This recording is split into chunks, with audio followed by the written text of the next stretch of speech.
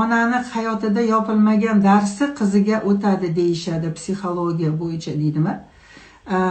O'tadi. Unga men anaqa demayman. Я знаю, что o'tadi. Lekin uni siz beqa o'tkazmaslikka sizning haqqingiz bor. Ona sizga o'tkazib qo'ydimi, sababi u psixologiyani bilmaydi-ku.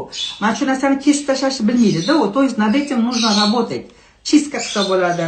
Polni o'sha bloklarni olib tashlasa bo'ladi, lekin ona bilmadi, sizga o'tkazib qo'ydi. Endi siz bilasiz-ku bu narsani, что sizdan qizingizga o'tishini. Siz mana shuni обработка qiling deb tozalang. Просто miya bilan ishlang. O'sha genetik nima narsa mani qizimga o'tmadi. Я-то первая, которая прервала цепь бедности deydi-ku. Ya'ni men o'sha birinchi odam, который bizning avlodimizda kelayotgan kasallikni shartta o'shani janjirini kesib yuboradigan men bo'laman deydi. Yoki bo'lmasam kambag'allikni janjirini kesib yuboradigan men bo'laman deb.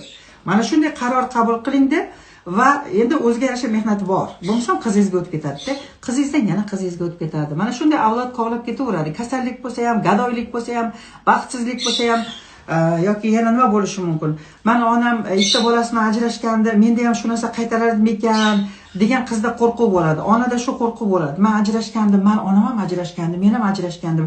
Endi meni qizimda ham shu narsa bo'lsa kerak degan qo'rquv bo'ldimi? Bu programma yozildi. Ertaga qizingiz, niday bo'q qizingiz oldida buni ishga gaplashib qo'yadigan bo'lsangiz, bizning qonimizda bor, bizning genetikamizda bor.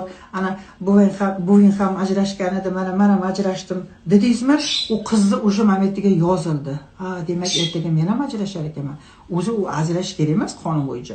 Lekin siz mana shu programmani yozib qo'ydingiz, u ertaga ajrashadi.